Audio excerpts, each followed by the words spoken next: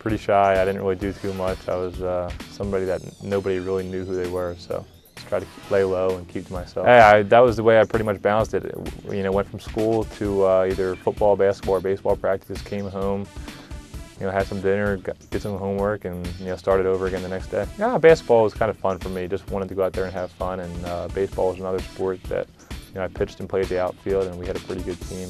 And you know, I grew up playing that my whole life. And if I wasn't playing football, I'd want to be playing baseball. So that was what I liked about baseball. You know, you have to be active, and you have to play, you know, whichever sport you want to play. You know, I mean, I played 3 in high school, but you know, you have to, you know, really make sure you go out there and you have to really want to do it. You know, there's no use of going out there and playing any sport if you don't want to do it. And I've always wanted to do this from the time I can remember, and it's been something that's been with me my whole life.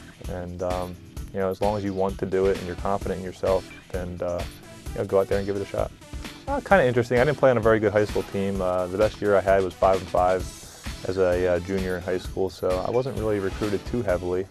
But it was an interesting one. Everybody always kind of warned me about how tough it would be, and it's kind of a pain to go through it. But I was pretty relaxed about the whole thing and just tried to downplay as much. You know, I went to college. I went to the University of Pittsburgh, and they didn't want to play me there, so I had to transfer after 2 years of being there to the University of Delaware. And you know, I've always kind of used that, I guess. You know, I'll probably use that the rest of my career. Hey, well, it was one of the toughest decisions I've ever had to make. But the bottom line is I wasn't playing there, and I wanted to get to the next level. And in order to get to the next level, I felt like I had to go somewhere and play. And you know, Delaware ended up being that spot, pretty much because it was the only spot, you know, the only school that wanted me. And yeah, I tried to make the best of it the couple years I was there. Well, I didn't know how long I was going to wait around.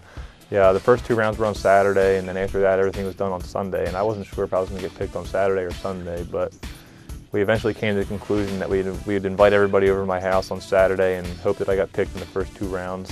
Kind of waited around all day, kind of being nervous that I was going to miss a call on my cell phone because it didn't have great service in my house. So I just kind of walked around my house, and all of a sudden I got a call a lot earlier than I expected to. And it was Ozzie Newsome from the Baltimore Ravens telling me that, you know, we're going to jump up from 26 and pick you at 18. So it was definitely a very exciting day. Like I said, I was walking around, I got the phone call, and my mom was the first one that said to me, is that the call? Is that the call? And I think so. You know, I didn't really know at the time. And so I sat down on the couch, and a couple minutes later, Roger Goodell walked up on stage and, you know, announced the pick, and you know, the whole place went nuts. I kind of just sat there, but everybody else went crazy.